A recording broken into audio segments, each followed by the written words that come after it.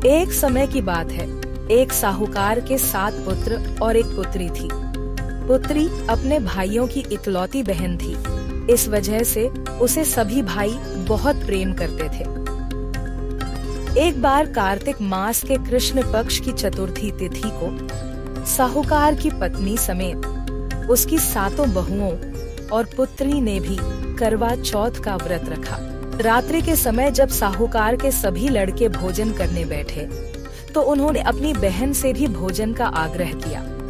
इस बात पर बहन ने कहा कि आज करवा चौथ का व्रत उसने भी रखा है और चंद्रमा के दर्शन के पश्चात ही वह कुछ खा सकती है। चांद के निकलने पर उसे अर्घ्य देकर ही वो अन्न और जल ग्रहण कर सकती है। साहूकार अपनी बहन का ये हाल देखकर उन्हें ऐसा विचार आया कि यदि चंद्रमा जल्दी ही निकल आए तो उनकी बहन व्रत का पारण कर सकती है। इस वजह से साहूकार के बेटे नगर के बाहर गए और वहां एक पेड़ पर चढ़कर अग्नि जला दी। घर वापस आकर उन्होंने अपनी बहन से कहा, देखो बहन, चंद्रमा निकल आया है, अब तुम अर्घ्य देकर भोजन ग्रहण। ने अपनी भाभियों से भी चंद्रमा के दर्शन करके व्रत खोलने को कहा, लेकिन उनकी भाभियों ने इस बात से मना कर दिया और बताया कि अभी चांद नहीं निकला है, बल्कि उनके भाइयों ने प्रेम वश और बहन को भूख से व्याकुल देखकर ही नकली चांद दिखा दिया है। बहन ने भाभियों की बात को अनसुना कर दिया और अपने भाइयों की बात मानकर भाइयों द्वारा दिखाए गए नकली चांद को अर्घ्य देकर अन्न जल ग्रहण कर लिया। जैसे वह पहला टुकड़ा मुंह में डालती है तो उसे छींक आ जाती है, दूसरा टुकड़ा डालती है तो उसमें बाल निकल आता है और जैसे ही तीसरा टुकड़ा मुंह में डालने की कोशिश करती है तो उसके पति की मृत्यु का समाचार उसे मिलता है। वह बुरी तरह से रोने लगती है। उसकी भाभी उसे सच्चाई से अवगत कराती है कि उसके साथ ऐसा क्यों हुआ।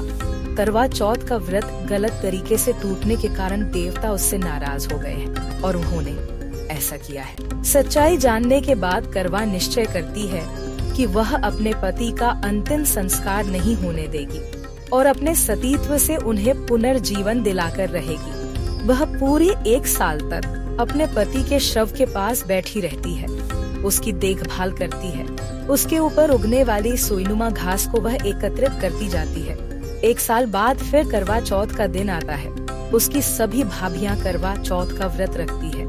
जब भाभियां उससे आशीर्वाद लेने आती है तो वह प्रत्येक भाभी से यम सुई ले लो, पीएस सुई दे दो, मुझे भी अपनी जैसी सुहागिन बना दो, ऐसा आग्रह करती है।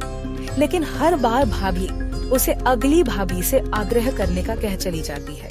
इस प्रकार जब 6ठे नंबर की भाभी आती है तो करवा उससे भी यही बात दोहराती है। यह भाभी उसे बताती है कि चूंकि सबसे छोटे भाई की वजह से उसका व्रत टूटा था, अतः उसकी पत्नी में ही शक्ति है कि वह तुम्हारे पति को दोबारा जीवित कर सकती है। इसलिए जब वह आए तो तुम उसे पकड़ लेना और जब तक वह तुम्हारे पति को जिंदा न कर दे उसे नहीं छोड़ना। ऐसा कहकर वह चली जाती है। सबसे अंत में छोटी भाभी आती है।